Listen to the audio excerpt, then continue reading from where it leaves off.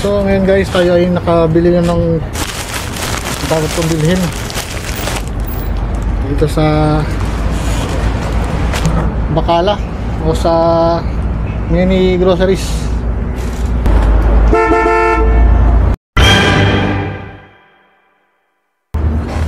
Problema nun. Balik na tayo sa bahay. Sa aking sitwasyon ay hindi ako pwedeng magtagal dito sa labas.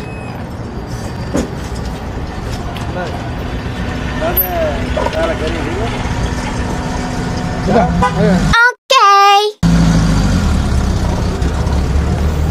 Nagtanong siya ng malapit na tindahan daw.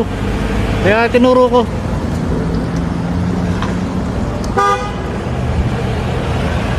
Dito guys, ang mahirap dito, yung mga sasakyan dito, yung mga driver dito, hindi sila marunong makapag-antay. What? Tingnan niyo yung nangyari sa nagtanong sa akin kanina. Nagtatanong lang sa akin, tumigil lang siya na konti para magtanong ng pinakamalapit na tindahan. Tapos binusunahan agad siya nung nasa likod. At kung mainitin ang iyong ulo, magbaong ka ng maraming pasensya. Ito na yung hinahanap kong daan pabalik sa bahay. At ang problema guys, nalobat ako. Oh my God. Lakad ako nito pa uwi.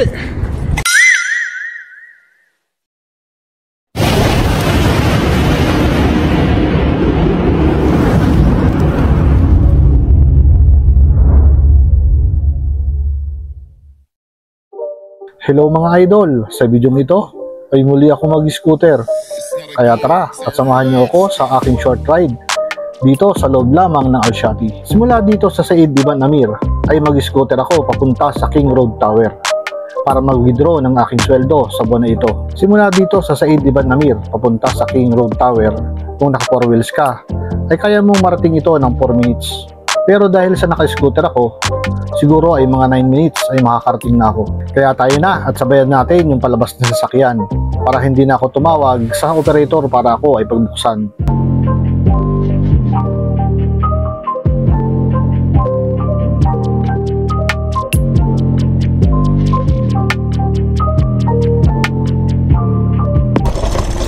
Kaya muna tayo sa Central kasi hinuway lang tayo dito pagdating sa driver.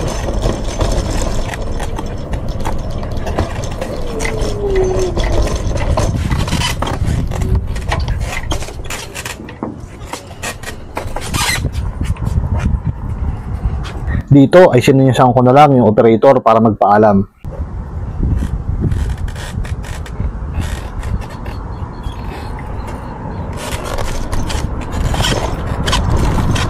So yan, nakapagpaalam na tayo.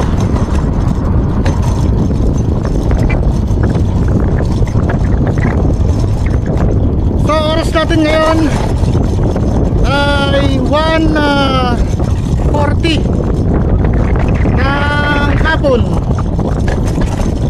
At ngayon ay punta ako dun sa malapit na bangko dito para kumuha ng sweldo. Sana all. Okay, parang parte ito ah. So yun guys, what's up? At welcome sa aking panibagong video sa araw na to. At kung bago pala kayo napadaan sa aking channel, this is Richard Biggs TV. At ang trabaho dito sa Jeddah, Saudi Arabia ay isa po akong maintenance electrician dito sa malaking bahay ng aking amo. At ako ay mahigit 8 taon na aking sponsor or kapil. At dito po ako nakaranas ng medyo magandang trabaho, hindi katulad sa aking mga pinanggalingan. At awa ng Diyos ay naging ayos ako dito sa aking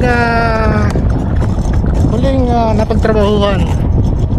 At dito nga yan sa aking amo. So yun guys, iikot ako dito sa may U-turn na to.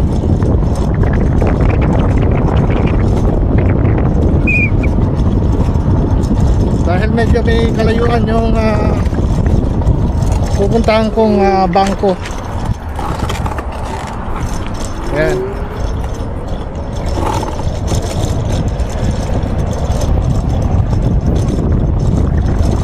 At kukuha po tayo ng sweldo sa buwan na ito.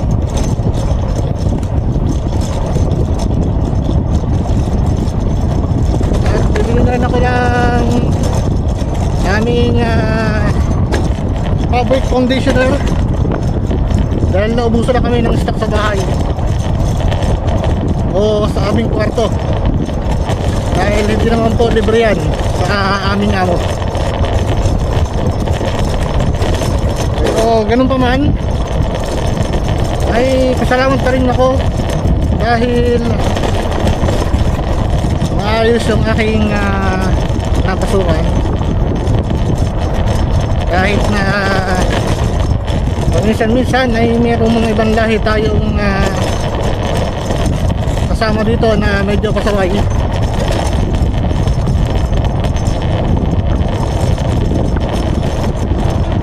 At yan nga ay tatahakin natin itong Malik Road para wala nang paliko-liko. Pero hindi naman tayo dun sa mismong main road dahil mabibilis ang sasakyan dun. Dito lang tayo sa tabi. Alright.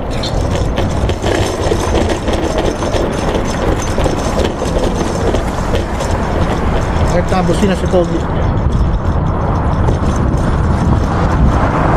Ayan, nandito na tayo sa Malik Road mga idol.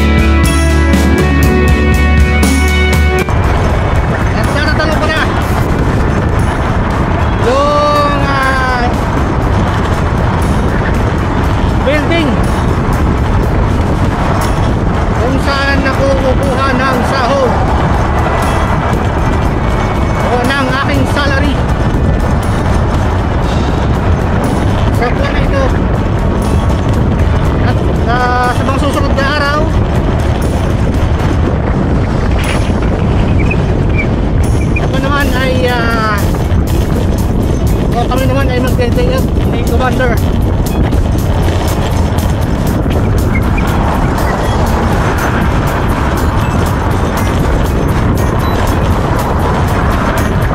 Lapit tayo guys. Sana samahan niyo boss. sa short video na to o sa short ride. At sana ay malibang kayo sa inyong panonood. At parang nagala ko na rin dito sa Jeddah, Saudi Arabia. At ito na guys, ito na yung sinasabi kong bangko kung saan ako kukuha ng sweldo. Ang pinakahihintay ng lahat,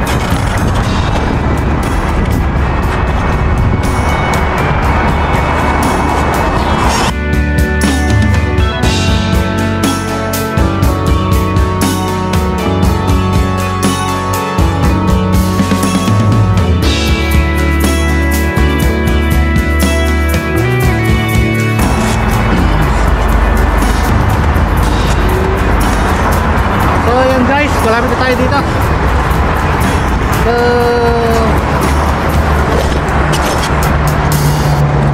again nga mga idol, nakarating na tayo dito sa Alinma, kung saan tayo ay mag-withdraw.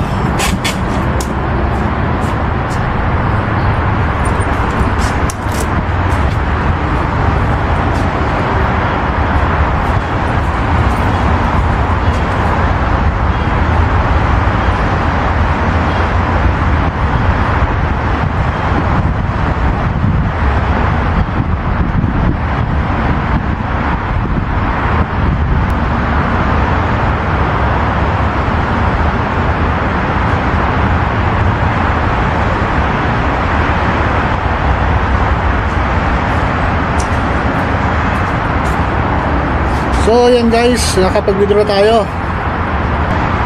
At may papadala na rin tayo sa aking mga anak na nag-aaral pa sa Pilipinas.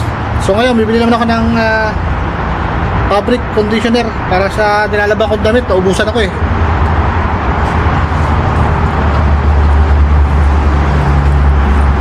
Let's go!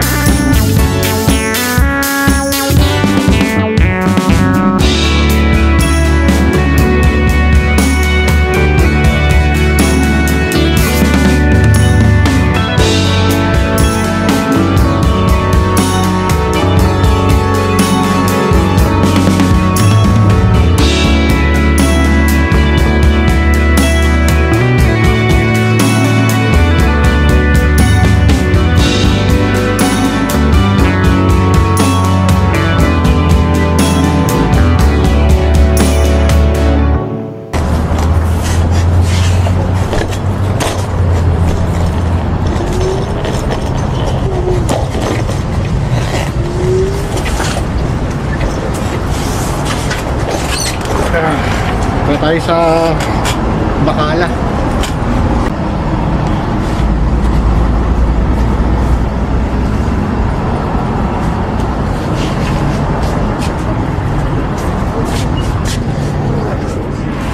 Assalamualaikum. So guys, hanap tayo ng ano.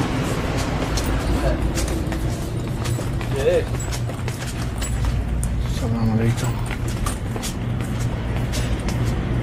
Oh, may baril dito. Kalat ang baril dito ah.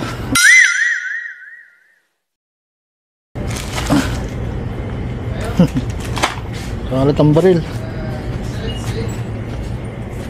Ito. Fabric conditioner. Ano kayo ba? Ito 12. Tama siguro itong 12. Ang downy. Yung comfort 20, malaki na. Ito 1 liter. Ito 2 liter. Hindi sa 20 na ako. 2 liters pa. Ito. Kasi ito sa aking basket.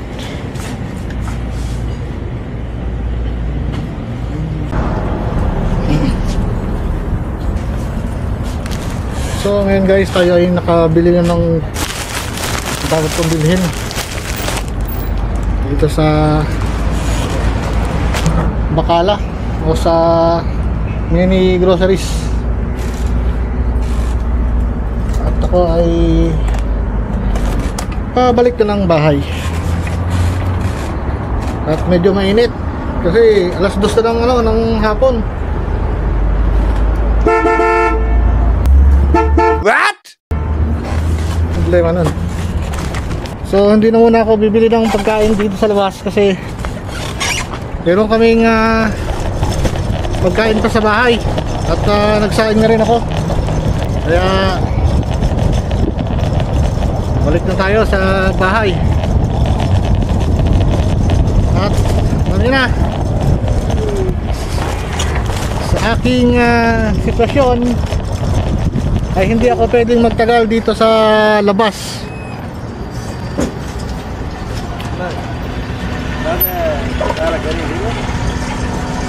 Diba? Ayan.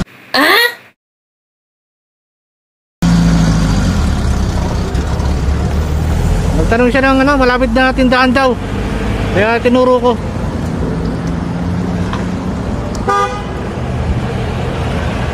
Dito guys, ang mahirap dito,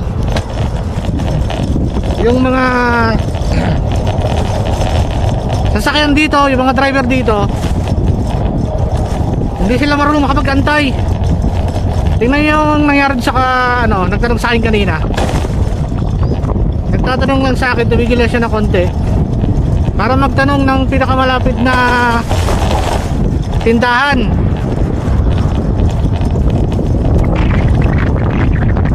Tapos binusunahan agad siya nung nasa likod. Kaya kung hindi ka sanay sa mga ganung sistema dito ng mga driver, nako. At kung mainitin ang iyong ulo, magbaong ka ng maraming pasensya. Okay. Dahil sa mga katulad nilang driver, hindi makapag-antay kahit 1 minuto, 1 segundo.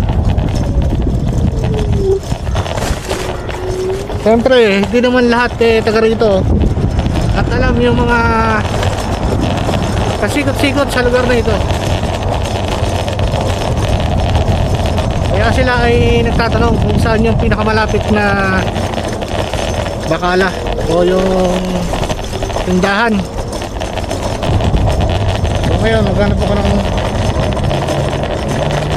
malapit na daanan dito, pabalik sa bahay.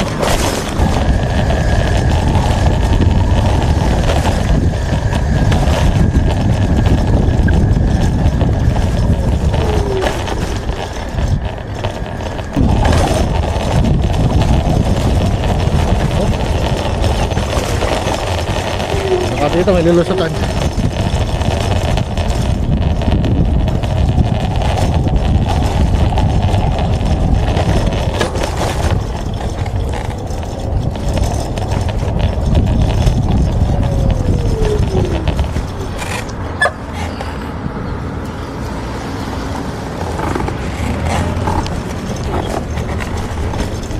Yun.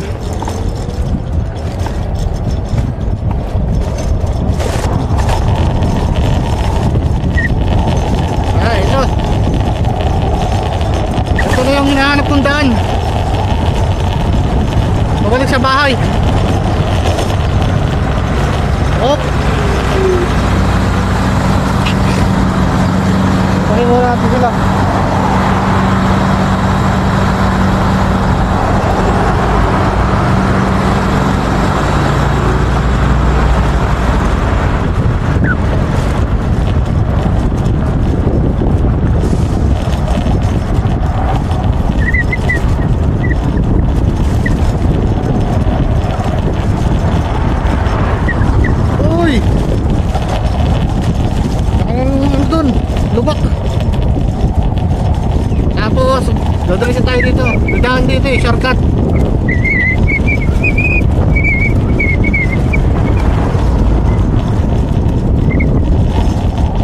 Kaya natin dito. Ito na yung likod tong boulevard. Ayan oh, doon tayo dumaan kanina oh. Pero dito tayo sa loob, sa shortcut. It's not a game, it's a rich thing.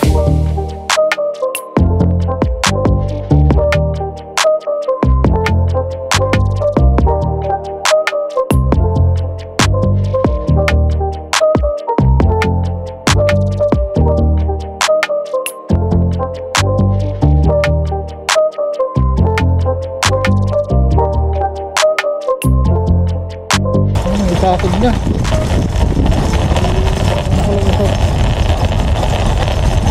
Pwede rin.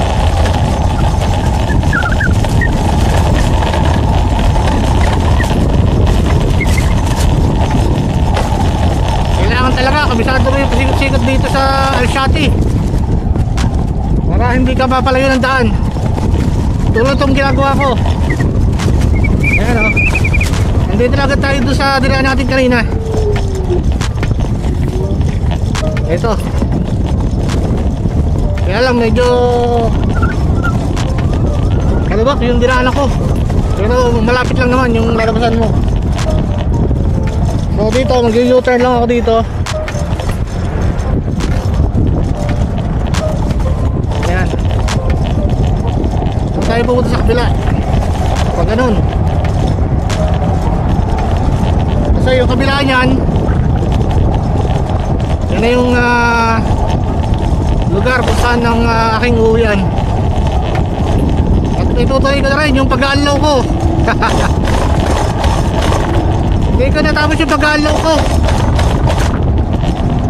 dahil naubusan ako ng fabric conditioner. Okay, dito na tayo guys.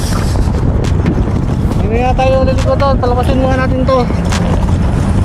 Nasa likod ko. Wow, Mustang. Wow! Pa.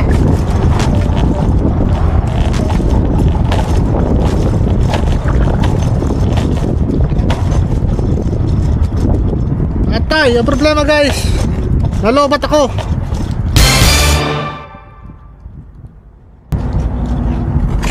Yun lang guys, nalobat ako. Lakad ako nito pa uwi.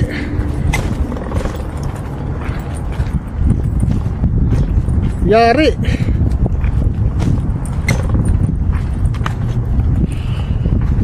Nagamit ko kasi ito nung nakaraan.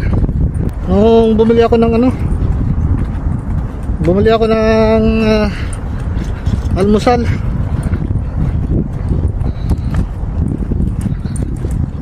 Layo-layo pa rin to. Kasi naka level 3 yung speed ko. Dapat number 2 lang para tipid sa battery. Layo pa man din.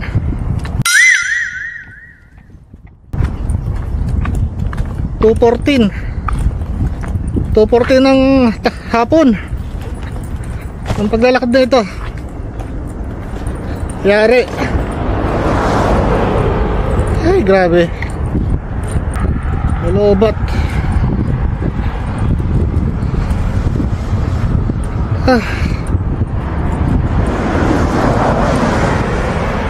Nalobat tayo guys. Ngayon lang ulit ako nakaranas ng malobat itong aking scooter.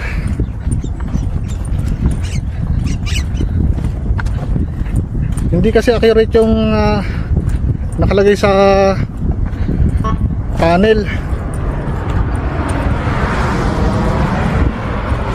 Kasi sa panel nakalagay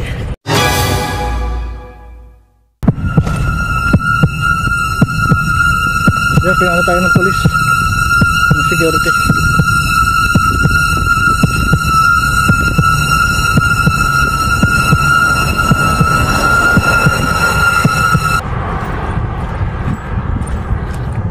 Ito siguro yung ano, nag-iikot dito sa palasyo na to. Mahirap kasing charge ito nang hindi pa lobat. Lalo masisira yung ano, yung battery ko. Katulad ng nangyari dati. Hindi kaya uminit lang.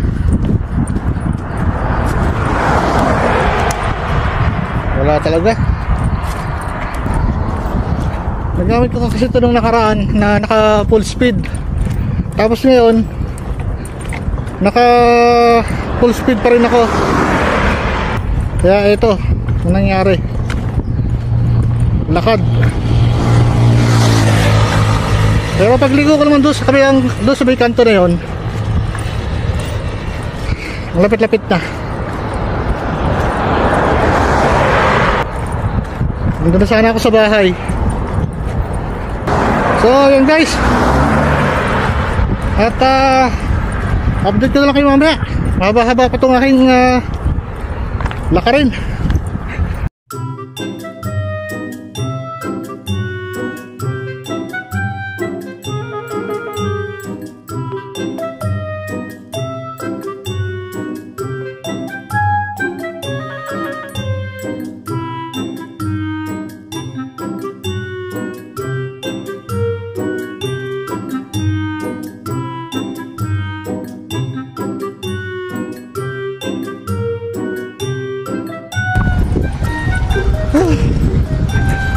Sa unang kanto na ako.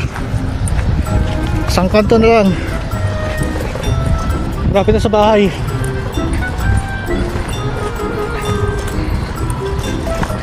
Time check tayo. Kanina 2:14, ngayon ay 2:20.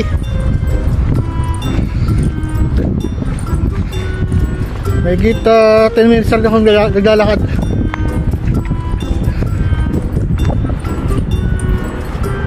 Okay yan, medyo exercise din.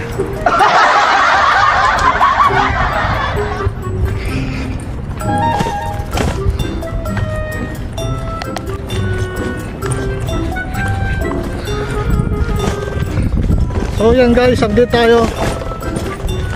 Ito na yung kanto na daan papunta sa bahay ni Bossing. Ayan. Kunting lakad na lang. At ma-happy na ako.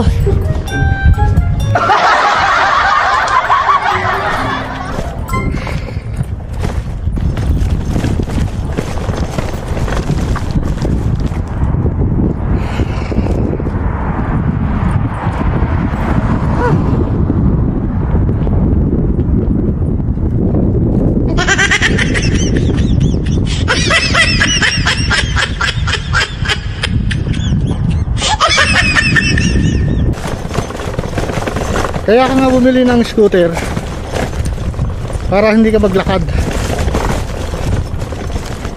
Yun pala, paglalakad ka rin. Ayaw, di ma!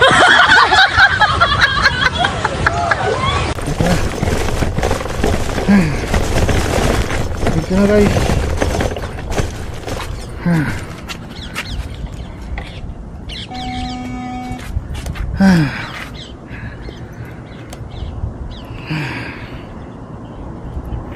Open sesame.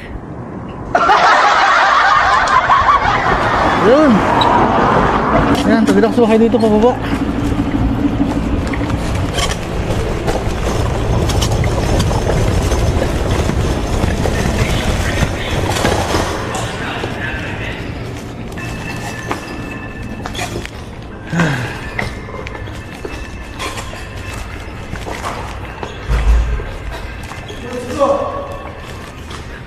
Low batters!